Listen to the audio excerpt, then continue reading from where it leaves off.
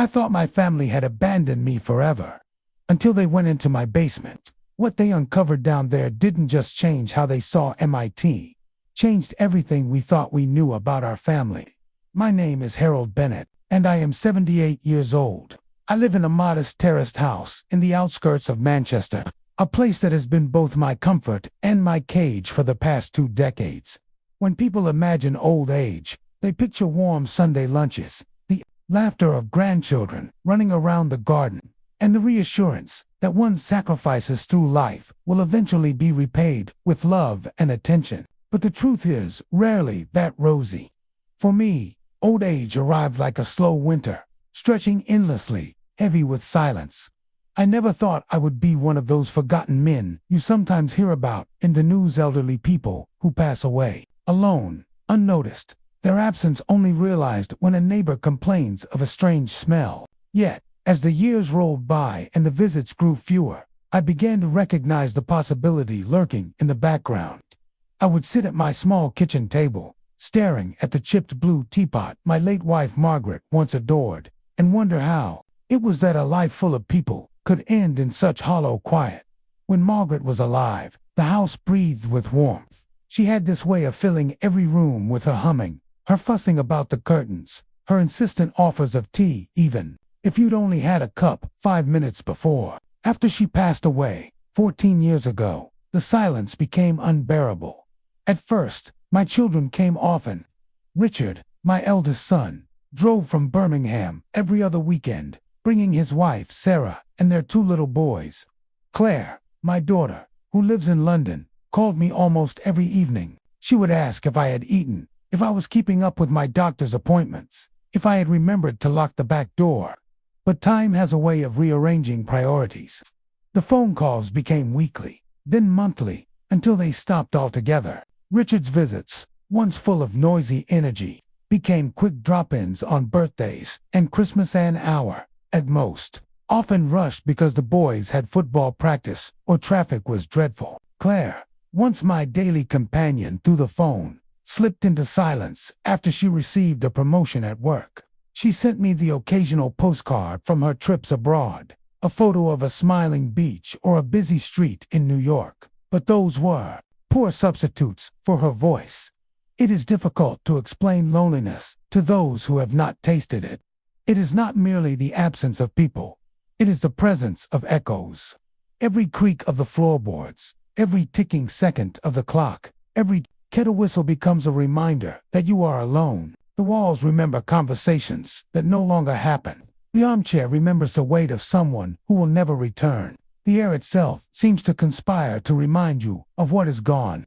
I tried to keep myself occupied. I joined a local chess club for a time, but most of the members were far younger than me and more interested in competition than companionship. I volunteered at a charity shop in Manchester's city centre, folding clothes and sorting through boxes of donations. That helped for a while, but even there, I began to feel like a relic too slow, too fragile, too old-fashioned. Eventually, I convinced myself it was easier to stay home. My neighbors noticed, of course. Mrs. O'Connor from next door would knock on Sundays to ask if I needed anything from Tesco. Young Daniel, the paperboy, often lingered a few minutes longer to tell me about his school. These small interactions mattered more than they knew. But no matter how kind, neighbors are not family. A part of you longs for the sound of your own blood, for voices that share the same history, for faces that carry the echoes of your own. The cruelest part of abandonment is not the emptiness, it's the hope that refuses to die. Every birthday, I set an extra plate on the table, just in case. Every Christmas, I bought more biscuits than I could eat alone, praying someone would show up. Every ringing phone made my heart skip, even though most of the time it was a telemarketer. That hope, fragile and foolish as it is, kept me sitting by the window, waiting for figures who never came. You may think me bitter, but I am not. I understand how life sweeps people away. Richard has his career in Birmingham, managing a construction firm that eats up his days and nights. Claire is busy in London, climbing the corporate ladder with impressive determination. They both have families of their own now, responsibilities, bills, ambitions. I do not begrudge them that. But what they do not understand is that time does not stretch endlessly for me anymore. At 78, every day feels both precious and heavy. Every morning I wake, grateful for another sunrise, yet acutely aware that the sunsets are numbered. There are moments when I try to remind myself of the man I used to be. I was once strong, the kind of man who built shelves with his bare hands, and fixed a family car when it broke down on the motorway. I worked 38 years in a textile factory in Salford, hands roughened by endless labor, shoulders burdened with responsibility. I provided for my family, ensured Richard and Claire went to good schools, made sacrifices without complaint. That was my duty, and I carried it proudly. I never imagined that after all that, I would grow old, surrounded not by gratitude, but by silence. Sometimes I walk to Heaton Park, just to watch other families. Children chase each other across the grass. Parents shout warnings about ice cream dripping onto shirts. Dogs bark with joy.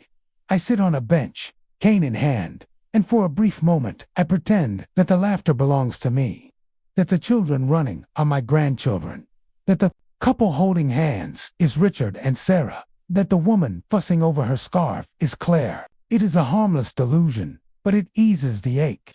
Loneliness does strange things to a man. It makes you talk to photographs. I often speak to Margaret's picture on the mantelpiece, telling her about the weather, the programs on television, the ache in my knees. I imagine her replying with her usual wit, teasing me about my grumbles. I like to think she listens, that she watches over me, though I know in my heart it is only the echoes again. Yet, even in this desert of silence, there is a seed of defiance. I may be forgotten by my family, but I refuse to let myself be erased. I still keep a journal, writing down my thoughts every night. I write about my childhood in Liverpool, about the war stories my father told me, about Margaret's laugh, about the smell of fresh bread on Market Street. Perhaps no one will ever read it, but it is proof that I was here, that I lived, that my voice mattered.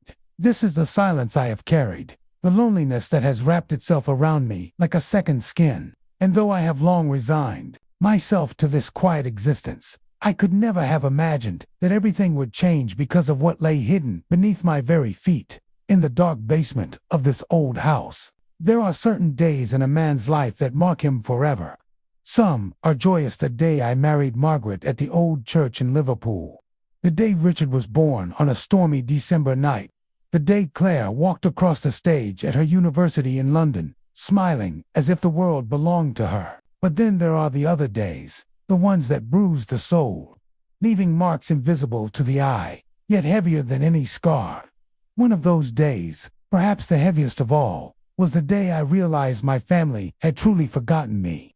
It was in early June, a year and a half ago. The air was warm, unusually so for Manchester, with sunlight spilling across the rows of red brick houses. I remember sitting by the window that morning, Kane leaning against a chair, watching a neighbor mow his lawn. Birds chattered in the sycamore tree across the street. I had ironed my shirt the night before, a light blue one that Margaret always said made my eyes less dull, and I set out my brown jacket, the one I kept for important occasions. Why? Because that day was not ordinary. It was meant to be the day of Emily's wedding, my granddaughter, Richard's eldest child. I had circled the date in red ink on the calendar months before. I had even rehearsed in my head what I might say to her, how I would tell her how proud I was, how beautiful she looked, how much her grandmother would have adored to be there. I woke early, shaved carefully despite my trembling hands, polished my shoes until they reflected the morning light. I laid out the small gift I had saved for months to buy, a delicate silver locket engraved with Emily's initials.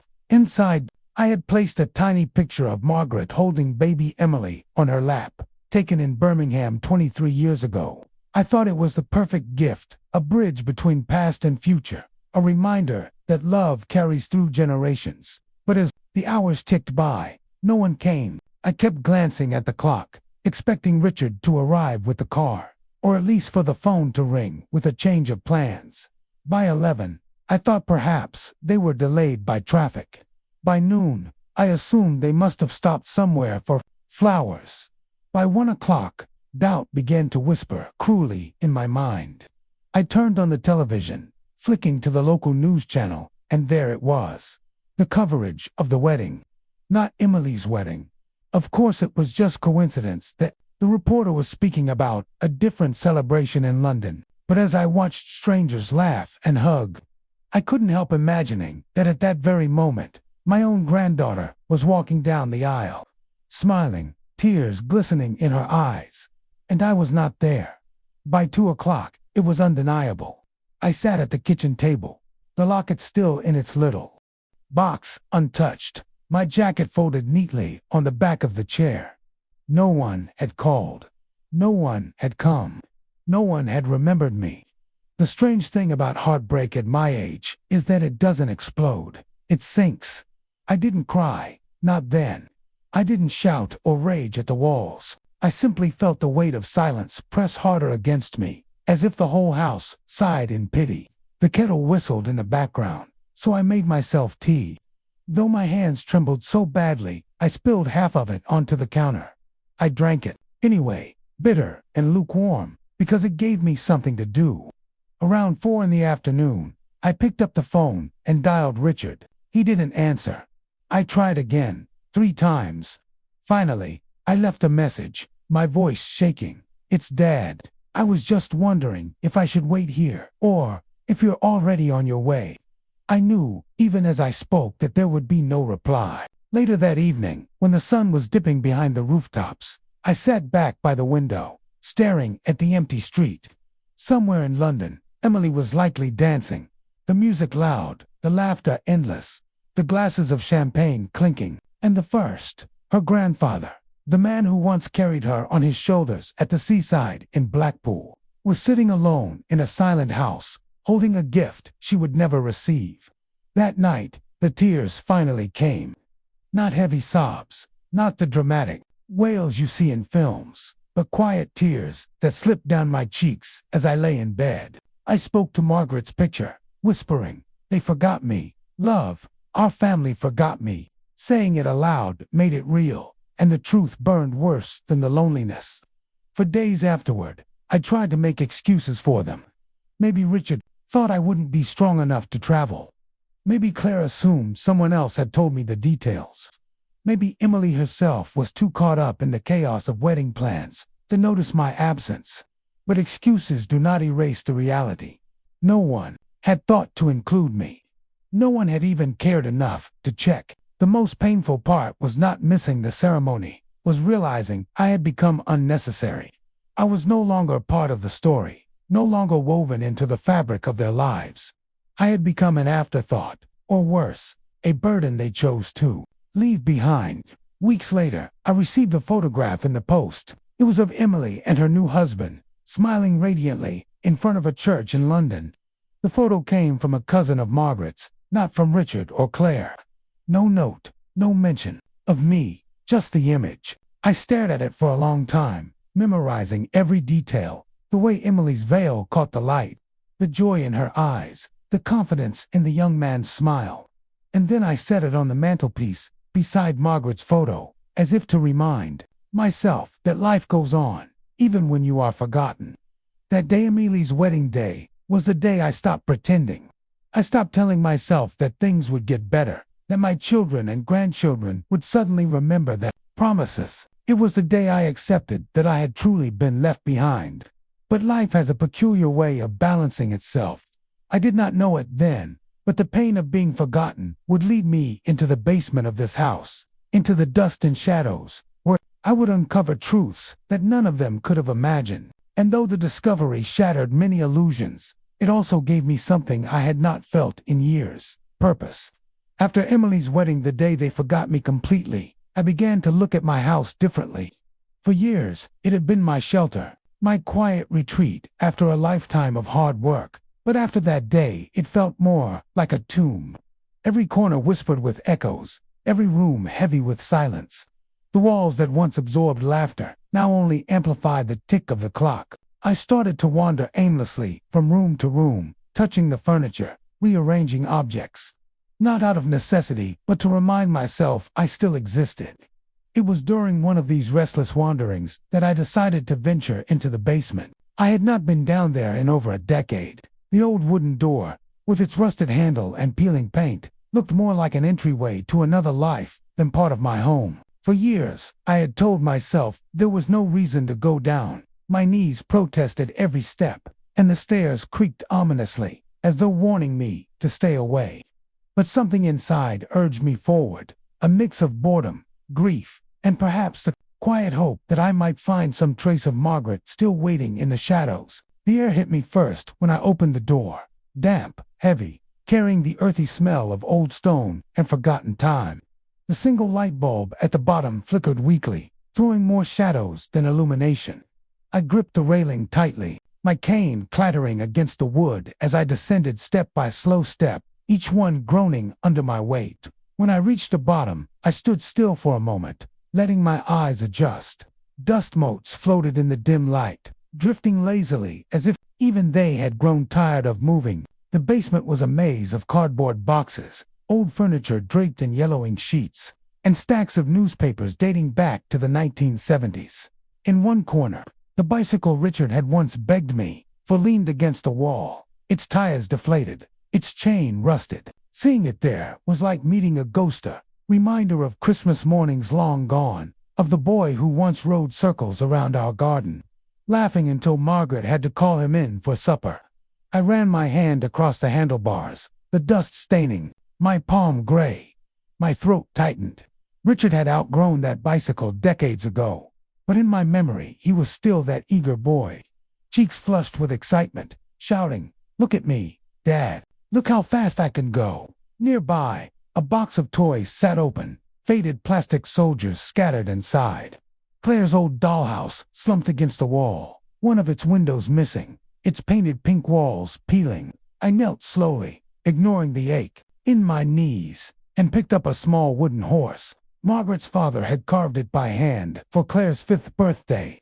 She used to carry it everywhere, even sneaking it into church, much to Margaret's dismay. Holding it again, I could almost hear Claire's giggle, see her pigtails bouncing as she raced across the living room. It struck me then how much of our family history was buried here, forgotten in the shadows, while life above carried on as though none of it had ever mattered. These objects, simple, dusty, insignificant to anyone else, were pieces of a life we had once shared, evidence that we had loved, struggled, and endured, and yet my children had left them behind, just as they had left me behind. I pulled the sheet off an old trunk in the far corner. Its brass lock was tarnished, and the wood was scarred with scratches from years of use. Margaret and I had brought it with us when we moved from Liverpool to Manchester after I retired. Inside, we had stored everything we thought too precious to throw away. I hesitated before opening it, half afraid of what memories might spill out. The hinges groaned as I lifted the lid. Inside were neatly stacked photo albums, letters bound with string, and a faded quilt Margaret had sewn during one particularly harsh winter. I picked up the top album and opened it carefully, brushing away dust. The first page held a photograph of Margaret and me on our wedding day. She looked radiant, her veil catching the sunlight, her smile brighter than anything I had ever known. I looked so young, hair thick and dark, suit a bit too large for my frame. We were just two dreamers, unaware of the trials and joys ahead. As I turned the pages, our life unfolded before me. The birth of Richard, me holding him nervously, terrified I would drop him, Claire's christening, Margaret beaming with pride, summer holidays in Cornwall, the children building sandcastles, while I pretended to be a dragon, chasing them along the shore. Christmas mornings, faces glowing in the light of the tree. Every page was a testament to the years we had built together, years now reduced to silence. I traced Margaret's face with my finger, whispering, "You're still here, aren't you?" My voice cracked. For a moment, I could almost feel her beside me, as though the basement itself had preserved her presence. Beneath the albums, I found a small wooden box. Inside were letters, dozens of them written in Margaret's handwriting. Some were addressed to me, love letters from our early years, full of promises and dreams. Others were notes she had written later in life, reflections she had never shared aloud. My hands trembled as I held them, sensing that within these pages lay truths I had yet to face. I did not open them then. Some instinct told me to wait, though I could not explain why. As I sat among the boxes, surrounded by relics of our past, I felt something stir within me, a strange mixture of grief and comfort. Grief, because it was undeniable how much I had lost. Comfort, because these memories reminded me that I had once been part of something beautiful, something alive. Even if my family had forgotten me, the objects in that basement had not. They waited, patient and silent, for me to remember. I spent hours down there, dust covering my clothes, my fingers blackened with age-old grime. For the first time in years, I lost track of time. It was as if the basement had swallowed me into a world where the past was alive, where Margaret's laughter still echoed, where my children were still small and in need of my arms. When I finally climbed back upstairs, exhausted, I carried with me the photo album and the wooden box of letters. I placed them on the kitchen table and stared at them as the evening shadows grew long. Something inside told me that what I had found was not merely sentimental. There was weight here, something important hidden among the dust and ink.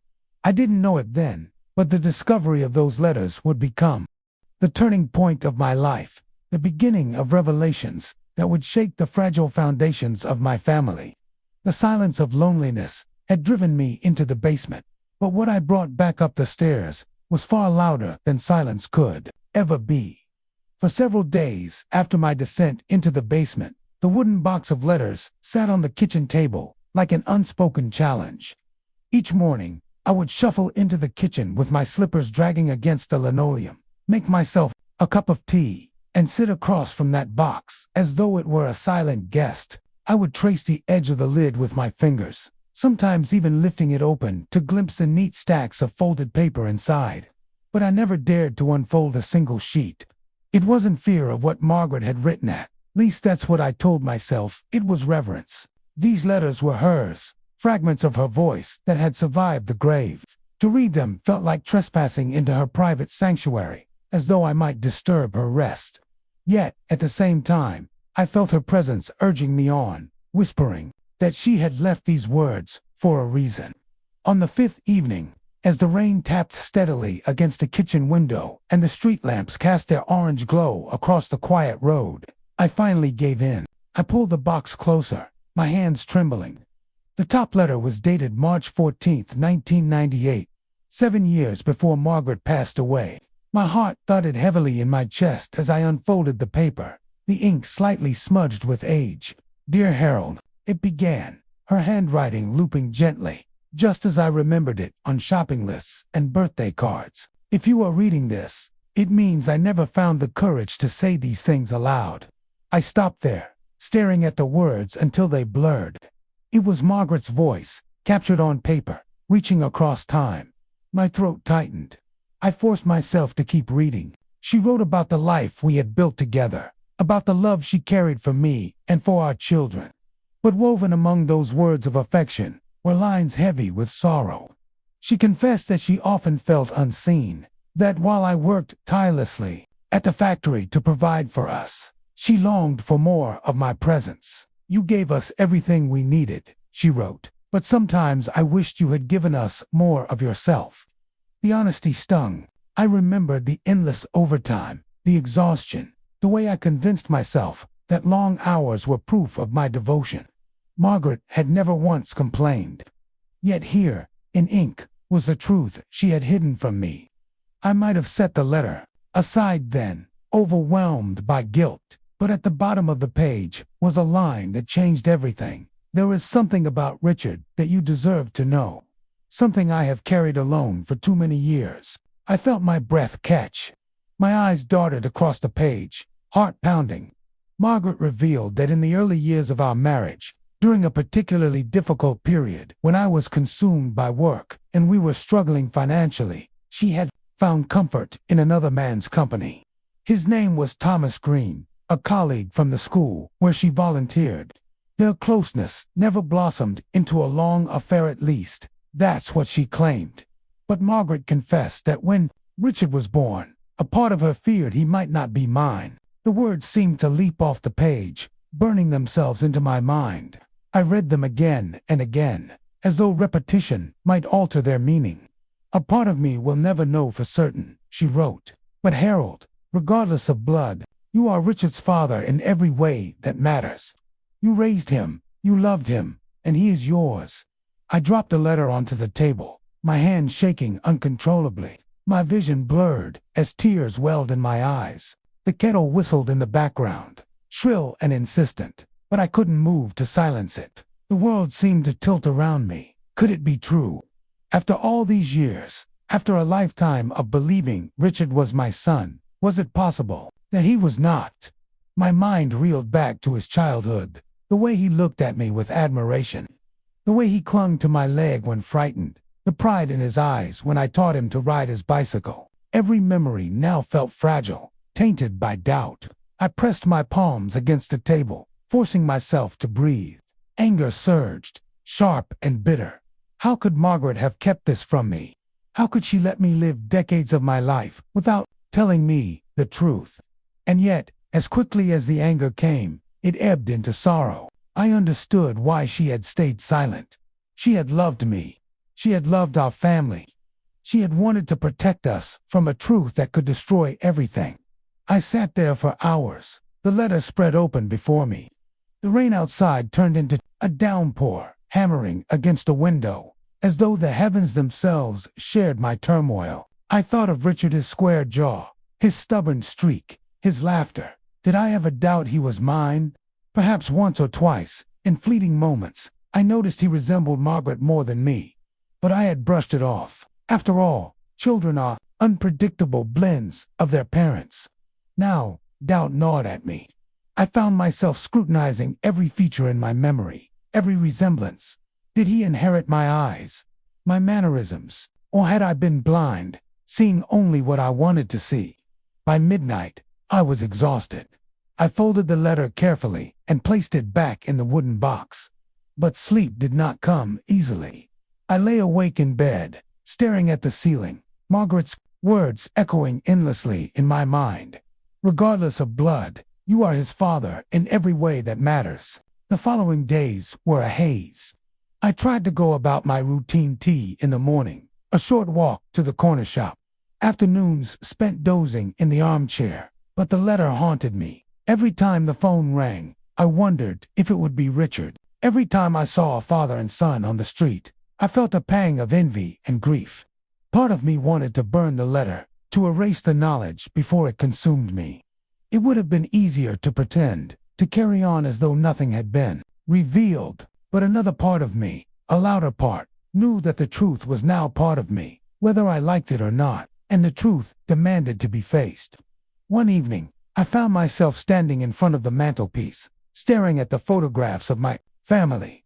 Richard, at his university graduation, Claire, holding baby Emily, all of them smiling, unaware of the shadow that lay buried in the basement for so many years. I realized then that Margaret's letter was not just a confession, it was a test of whether I could accept the messy, complicated reality of love and family, or whether I would let bitterness consume the years I had left. I wish I could say I found immediate peace, that I forgave Margaret easily, that I embraced Richard without doubt. But the truth is, I didn't. The letter had unsettled the very foundation of my life. And though I folded it carefully and tucked it away, its presence lingered, like a flame smoldering in the dark. Sometimes, when the nights are longest, I ask myself whether Margaret meant for me to find it at all. Perhaps she hoped I would, so that the burden she carried would not be buried with her. Or perhaps she hid it away in the basement, praying it would never see the light of day. Either way, I found it, and in finding it, I discovered that the past is never truly gone. It waits, patient and silent, until the dust is brushed away. That letter, the one that should have been burned, was the first crack in the fragile wall I had built to survive my loneliness. And once the wall began to crumble, there was no stopping what would come next.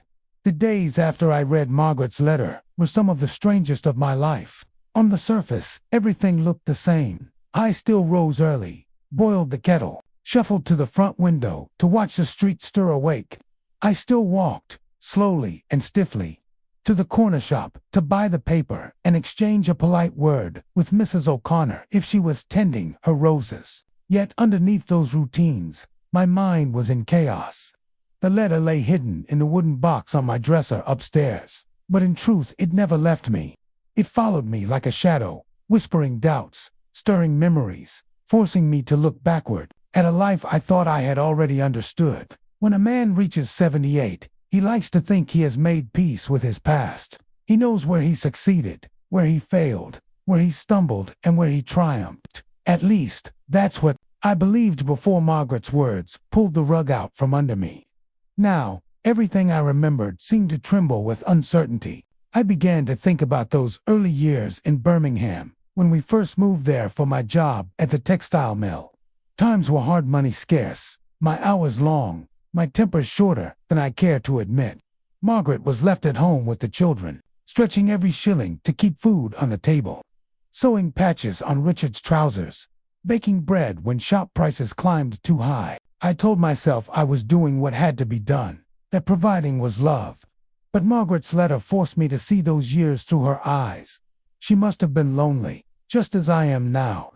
Perhaps that loneliness is what led her to Thomas Green. I tried to recall him. I vaguely remembered Margaret mentioning his name once or twice.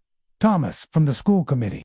She had said, in that casual tone wives use when they want their husbands not to pay too much attention. I hadn't. At the time, I was too tired to care who Thomas was.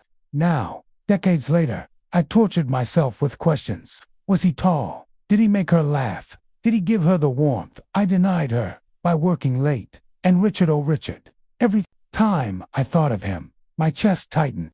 I remembered the night he was born, Margaret sweating and crying, clutching my hand with surprising strength. The midwife had placed him in my arms, and I had marveled at how small he was, how fragile. I had whispered, "My son," with pride swelling in my chest. Was that pride misplaced? Was he even mine to claim? These doubts ate at me, but so did something else, regret. I thought of all the times I had chosen work over family, the evenings I stayed late at the mill, convincing myself I was being responsible, while Margaret tucked the children into bed alone. The weekends, when I told Richard I was too tired to play football, when Claire begged me to come to her school, play, and I claimed I couldn't get away. At the time, I thought there would always be more time, more chances. But time is a cruel thing. It runs out long before you are ready. The letter felt like judgment, not just of Margaret's secret, but of my entire life. And though part of me wanted to shove it back into the box and pretend I had never read it, another part knew that was impossible. Once truth is known, it cannot be unlearned. I started walking longer routes through Manchester, letting the city stir up my memories. Passing the old textile mill, now shuttered and graffitied, I remembered the endless clatter of machines, the ache in my back, the pride of bringing home my pay. I remembered the strikes in the 80s, the shouting in the streets, the fear of losing everything. I thought of the sacrifices I made, and how blind I had been to Margaret's sacrifices of a different kind. One afternoon, I found myself on the train to Birmingham without quite deciding to go. I sat by the window as the countryside blurred past, my mind replaying old scenes. Richard, as a boy, running down those streets with his friends. Margaret, waiting by the gate with supper ready. I walked past our old house, the small semi-detached on a quiet road. Someone else lives there now. The garden is overgrown, the paint peeling. But standing there, I felt as though I had stepped into a dream. I whispered to the empty air, "Were you happy here, Margaret? Did you love me enough to stay, even when Thomas was near?" The questions had no answers, only silence. That night back in Manchester, I sat at the kitchen table with the letter in front of me again. I read it over and over, searching for clues between the lines, trying to weigh Margaret's guilt against her love. The phrase that haunted me most was her insistence, "Regardless of blood, you are his father in every way that matters." Did she believe that would comfort me? Or was it her way of asking me to forgive her, even after she was gone? The truth is I didn't know how to feel. Part of me still loved her fiercely, even more now that I saw her loneliness etched in her handwriting. Another part of me felt betrayed, wounded by the thought that the child I raised might not be mine by blood. And then there was the cruel irony. I, who had once neglected my family in the name of providing, now neglected by them in my old age. Was this my punishment? I began writing in my journal more furiously than ever. I poured out my memories, my guilt, my questions. Sometimes the words blurred with tears, the ink smudging across the page. But writing was the only way I could wrestle with the storm inside me. And yet, despite all the confusion, one thing became clear. I could not keep this secret forever. Whether Margaret intended it or not, her confession demanded action. I could not look at Richard again without wondering. I could not listen to Claire's voice without thinking of what she might say if she knew. The truth pressed on me, like a weight, growing heavier each day. I thought often of confronting Richard directly. But how could I? What words could I possibly use? Son, you may not be my son. The thought of seeing his face, of watching trust crumble in his eyes, was unbearable. Still, I knew confrontation was inevitable. Secrets have a way of clawing themselves into the light, no matter how deeply they are buried. Margaret's letter had opened the first crack, and through it, the past began to flood back. Memories of sacrifices, regrets, betrayals, and lost chances, all of it demanded to be faced. One night, staring again at the mantelpiece of photographs, I whispered to Margaret's picture, "You've left me with a choice. Love, do I let this destroy us, or do I try to forgive?" Her eyes, forever frozen in that photograph, gave me no answer. But deep down, I knew the reckoning was coming. The past had found me in the basement, and now it would not let go. The confrontation I feared with my children, with myself, was no longer avoidable. And soon enough, the opportunity would arrive, unbidden, when my family finally stepped back into my life. It happened on a Wednesday, of all days, ordinary in every sense, the kind of day that slips past unnoticed, without drama or distinction. I had been sitting by the front window, as I often did, watching the street. The neighbors bustled about, school children in their uniforms rushing past. Mr. Wilkes carrying in his groceries, Mrs. O'Connor trimming her roses again. Life moved on, oblivious to the storm raging inside me. Then I saw a car slow in front of the house. A silver Vauxhall, newer than anything I could ever have afforded. It pulled up to the curb, and my breath caught as I recognized the figure behind the wheel. Richard, my son, my maybe son, had returned. For a moment, I thought I was dreaming. I hadn't seen him in over a year, maybe longer. Time plays tricks on an old man's memory, but I knew it had been long enough that I'd stopped expecting him. The children rarely came, and when they did, it was usually Claire with her forced smiles and hurried excuses. Richard's absence had become a wound I tried not to touch, and yet, here he was. The passenger door opened, and Claire stepped out. She looked older than I remembered, her hair shorter, streaked with gray, but she carried herself with that same brisk energy, as though the whole world needed sorting, and she was the one to do it. Behind them, the back door of the car opened, and I saw little Emily, my granddaughter, clutching a book to her chest, as though it were a shield. She looked uncertain, as children do when entering unfamiliar places. I stayed frozen in my chair, heart pounding, until the knock came at the door. 3 sharp raps that echoed through the silent house. My first instinct was to pretend I wasn't home, to hide, as though ignoring them might spare me the confrontation I both longed for and feared. But something in me, perhaps the memory of Margaret's words, pushed me to my feet. My legs trembled as I shuffled to the door and opened it. "Dad," Richard said. His voice was flat, guarded. He looked past me into the house, not quite meeting my eyes. "Richard," I managed, my throat tight. "Claire and Emily." "Granddad," Emily whispered, barely audible, before shrinking behind her mother. For a long, awkward moment, none of us moved. Finally, Claire cleared her throat. "We thought we should come by. It's been too long, too long." The understatement of a lifetime. I stepped aside, gesturing toward the living room. "Come in." Then, They filed past me, bringing with them the scent of the outside world, fresh air, perfume, something faintly metallic from the car. My house, with its stale air and lingering loneliness, felt smaller in their presence. I watched them settle uneasily on the sofa, as though they were visitors in a museum rather than family in a home.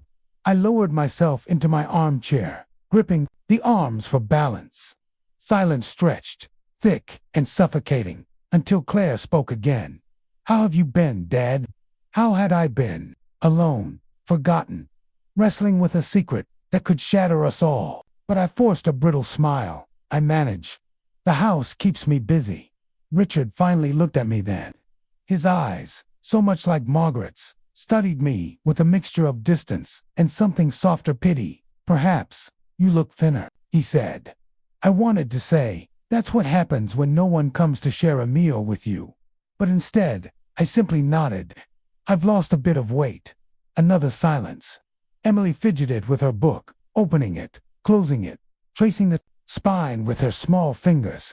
I longed to ask her about it, to draw her out with gentle questions, but my voice caught. I had forgotten how to speak to children, how to bridge the years of absence. Finally, Claire leaned forward. "Dad, we didn't come just to check on you. There's something we need to talk about." My heart thudded. The letter, had they found it? Had fate spared me the burden of deciding whether to tell them? Richard shifted uncomfortably. "Mom's things," he said. "We were clearing out some of the boxes from the old house. We found some letters from her." The room spun. My fingers dug into the armrests. They knew. Claire's eyes softened. One of them was unexpected. She mentioned someone named Thomas Green. I couldn't breathe. The air felt heavy, pressing down on my chest. Richard's voice hardened. "She wrote that he might be my father." The words hung there, sharp and brutal. Emily looked up wide-eyed, sensing the tension without understanding it. I swallowed, my mouth dry. "I know," I whispered. Richard blinked. "You know, I found a letter," I admitted, shame burning through me. "In the basement. She left it for me. I've been trying to make sense of it." The silence that followed was unbearable. Richard's jaw tightened, his hands clenched into fists on his knees. "And you didn't tell me. How could I?"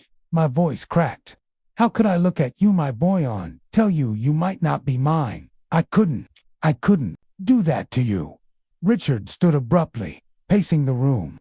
"You think it wasn't already done, all those years? Dad, do you know what it's like to wonder if everything you believed about yourself is a lie?" I wanted to reach for him, to calm him, but I stayed rooted in my chair. "You're my son," I said, desperation creeping in. "No matter what that letter says, no matter what blood says, you are my son." He turned on me then, eyes blazing. "You say that now, but all those years you worked late, all those times you weren't there, you don't get to pretend you were some perfect father. Maybe Mom looked elsewhere because you weren't enough." The words cut deeper than he knew. I bowed my head, unable to meet his gaze. "You're right," I whispered. "I wasn't enough. I failed her. I failed you. And now this truth has only made it clearer." For a long time, the only sound was the ticking of the clock on the mantelpiece. Claire reached for her brother's arm, but he pulled away. Emily's small voice broke the silence. "Mummy, why is everyone sad?" Claire gathered her close, stroking her hair. "It's just family things, darling." Richard stared at me, breathing hard, before finally sinking back onto the sofa. His voice, when it came, was quieter, almost weary. "I don't know what to do with this, Dad. I don't know who I am anymore." I leaned forward, my hands trembling. "You're Richard, my boy. The one I carried on my shoulders. The one I taught to ride a bike. The one I loved, even if I didn't show it well enough. That doesn't change. Not now. Not ever." His eyes searched mine, and for a moment I thought I saw the faintest flicker of softness. But it was fleeting, swallowed quickly by anger and confusion. Claire, ever the peacemaker, spoke gently. Maybe this doesn't have to define us. Maybe it's just part of the story. We can choose what we do with it." Her words lingered, fragile but hopeful. I clung to them, praying they might hold us together. When they finally left that evening, the house felt emptier than ever. Yet something had shifted. The truth was no longer hidden. The wound was open, raw, but perhaps ready to heal. As I closed the door behind them, I whispered into the quiet, "Margaret, what have you done to us?" And in the silence, I felt both the weight of her secret and the faintest glimmer of something else possibility. The night after Richard's visit, I barely slept. I sat in my chair long after they'd gone, staring at the empty space where they had sat, as though their absence had left shadows burned into the fabric of the sofa. The house felt heavier, more silent than ever. I kept hearing Richard's words echoing in my head. "Maybe Mom looked elsewhere because you weren't enough." It was a cruel thing to say, and yet part of me believed it. Margaret had always been the brighter star, the one who lit up a room, while I was solid, dependable, but hardly dazzling. Was it so hard to imagine her finding comfort in someone else's arms? Still, the thought of Richard doubting himself, of questioning his very identity tore at me. I wanted to protect him, to shield him from that pain. But the truth was now out in the open. And once a truth is spoken, it cannot be taken back. The following days passed in a strange blur. I half expected them to return, to knock on the door again. But they didn't. I busied myself with small tasks, polishing the silver, dusting the shelves, rearranging the books as though keeping the house in order might somehow bring order to the chaos in my heart. On the third day, the phone rang. I fumbled to answer it, my hands trembling. It was Claire. "Dad," she said softly, "are you all right?" Her voice alone was enough to make my chest tighten. I swallowed hard. "I'm managing." "How's Richard?" There was a pause. He's struggling. He's angry, confused. I think part of him wants to shut you out, but another part doesn't know how." I closed my eyes. I don't blame him. I don't even know how to feel myself. "Listen," she said, her tone more urgent. "We're going to try to work through this, but it's going to take time. I need you to be patient with him. Don't push too hard. Just be here." I promised I would, though the ache of waiting felt unbearable. That weekend, they came again. This time without warning. I was in the kitchen making tea when I heard the knock, softer than before. When I opened the door, Richard stood there, his shoulders hunched, his eyes tired. Claire and Emily lingered behind him. "Dad," he said, almost reluctantly. "Can we talk?" I stepped aside, my heart pounding. They came in, and once again the house felt both fuller and emptier all at once. We sat in silence for a long time before Richard finally spoke. "I've been thinking," he said slowly, "about Mom, about everything. And I keep coming back to this question. What do I do with it? Do I try to find this Thomas Green? Do I take a test? Or do I just ignore it?" His words hit me like stones. The thought of him chasing after this Tomasov, discovering beyond doubt that he wasn't mine, filled me with dread. And yet, I couldn't tell him what to do. He was a grown man, with the right to his own truth. "I can't answer that for you," I said quietly. "All I can say is, no matter what you find or don't find, you'll still be my son. Blood doesn't erase a lifetime of being there, even if I wasn't perfect at it." He studied me, his eyes sharp, searching for any hint of falsehood. At last, he sighed, the tension in his shoulders easing slightly. "That's the thing, isn't it? You weren't perfect. None of us are. But maybe that's not the point." Claire leaned forward, her voice steady but kind. "Richard, you don't have to decide everything right now. You can take your time. We can take our time. What matters is we're here, together." Emily, who had been sitting quietly with her book, looked up then. "Granddad," she said softly, "can you read to me?" The request caught me off guard. My throat tightened as I took the book from her small hands. It was Charlotte's Web, the same story I had once read to Richard when he was a boy. My fingers trembled as I opened it, memories flooding back his head on my shoulder, his sleepy laughter at Wilbur the pig's antics. As I read aloud, my voice cracked at first, but gradually grew steadier. Emily nestled against her mother, listening intently. Richard sat back, his eyes fixed on me, his expression unreadable. For the first time in years, the room felt almost warm again. When I finished the chapter, Emily clapped softly. "That was nice, Granddad." Something inside me broke open, then not with pain, but with a fragile kind of hope. Maybe, just maybe, there was still a chance to mend what had been broken. Later, after Emily had fallen asleep on the sofa, Claire whispered, "This is what matters, not the past, not the secrets. This." But Richard wasn't ready to let go so easily. "What if I'm chasing a lie, Claire? What if everything I've built my life on isn't real?" I leaned forward, my voice raw with honesty. "Son, the only lie would be to think you're not loved. Margaret made mistakes. I made mistakes. But that doesn't erase you. You're real. You're here. That's enough." For a long moment, he didn't reply. But his eyes glistened, and he looked away quickly, as though ashamed to be seen. When they finally left that evening, I felt something different. Not peace. Peace was still far off. But there was a thread, thin and delicate, binding us together again. It could break with one sharp tug, but it was there nonetheless. In the days that followed, Richard didn't call, but Claire did. She told me he was still distant, still wrestling with himself, but he hadn't shut the door entirely. That, she said, was progress. I spent those days thinking about Margaret. I tried to imagine what she would say if she could see us, now fractured, but trying. Would she weep with regret? Would she beg forgiveness? Or would she simply smile, sadly, and remind us that love, in the end, is stronger than secrets? One evening, as I sat alone again, I whispered to her memory, "We're trying, love. We're trying to find our way back. I only hope it's not too late." Because that was the question that haunted me most. Would we heal, or would we break apart completely? Only time, I realized, would give us the answer.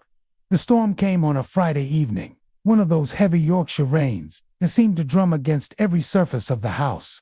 The wind rattled the windows, and the old beams creaked under the pressure of the gusts. I was sitting in the living room, the fire weakly glowing, when Claire's car pulled up outside. She came in, shaking water from her coat, Richard close behind her with Emily clinging to his hand.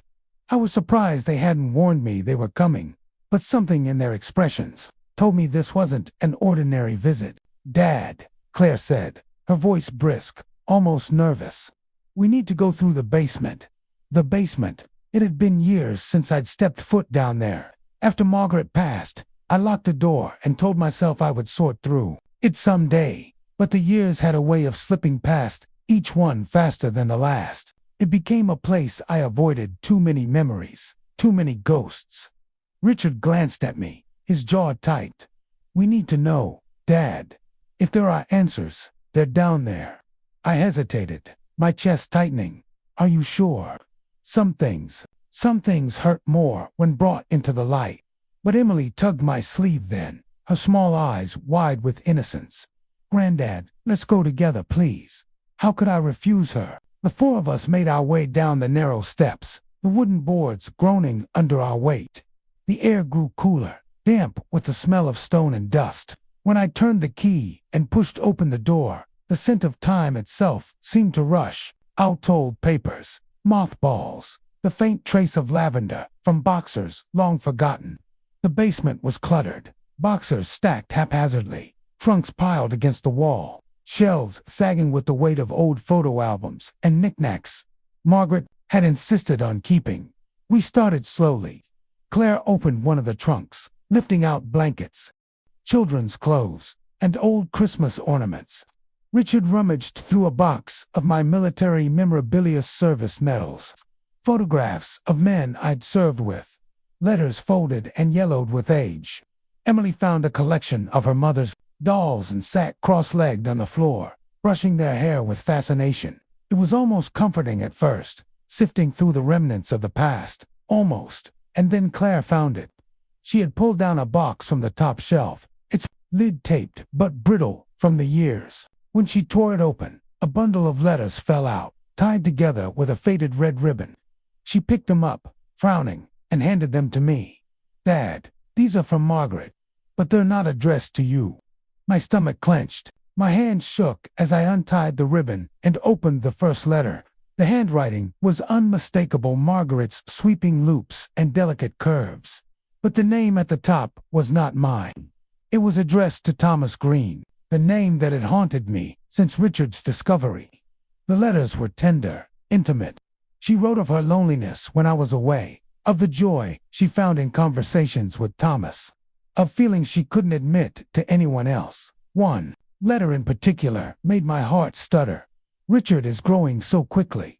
He has your eyes, Thomas. I don't know how I will ever explain it, or if I even should. But when I look at him, I see you. The words blurred as tears filled my eyes. My knees nearly buckled, and I sank onto an old chair, the letter trembling in my hand. Richard stood rigid, his face pale. Claire reached for his arm, but he shook her off, staring at me, as though I were part of some grand betrayal. "So it's true," he whispered. "I'm not your son." The silence that followed was unbearable. Only the storm outside filled the void, thunder rolling across the sky as if nature itself were grieving with us. I forced myself to look at him. "Richard, listen to me. Those words, they may say one thing, but they don't erase everything we've lived. I raised you. I loved you. I still do. That doesn't change." He stepped back, shaking his head. "But it changes everything for me." Claire spoke then, her voice sharp but trembling. "Does it, though? You are who you are because of Dad, because of the life he gave you. Blood doesn't define that." But Richard wasn't ready to hear it. He picked up another letter, scanning it quickly, then shoved it back into the box with a frustrated groan. "You knew, Dad. You must have known." I swallowed hard. I suspected, but I chose not to look too closely. Because I was afraid. Afraid of exactly this moment, of losing you. The admission hung in the air, raw and heavy. It was Emily who broke the silence, her small voice cutting through the storm. "Granddad, if Mummy is still your daughter, and I'm still your granddaughter, then Daddy's still your son, isn't he?" Richard's face crumpled. He pressed his hand over, his mouth, tears brimming in his eyes. For the first time since all this began, he looked less like a man and more like the boy I once carried on my shoulders. He turned away, his shoulders shaking. I stood then, weak as I was, and put a hand on his back. "Son," I whispered, "whether your blood runs like mine or not, you are my boy. You always will be. Margaret may have loved someone else once, but she built her life with me with us, and I wouldn't trade a single day of being your father." For a long moment, he didn't move, and then, slowly, he leaned into me, his forehead resting against my shoulder. It wasn't forgiveness, not yet, but it was something. Claire's tears fell silently as she gathered the letters and placed them back into the box. She tied the ribbon again, but this time with a firmness that said, "The past belongs to the past." We stayed down there for hours, sifting through the fragments of a life lived in shadows and light. Some things hurt, others healed.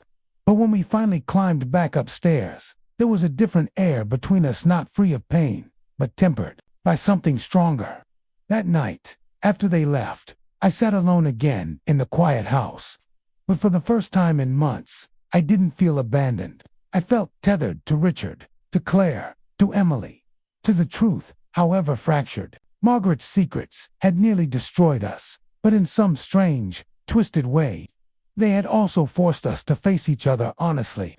And honesty, I realized, was the first step toward healing. I looked at the box of letters on the table. I considered burning them, erasing them forever, but I didn't. They were a part of our story now, a painful chapter, yes, but still part of the whole. And when my time comes, I hope Richard remembers, not the letters, not the doubts, not the storm, but the nights I read him to sleep, the mornings I drove him to school, the days I cheered for him from the sidelines. Because that is the truth no secret can ever raise.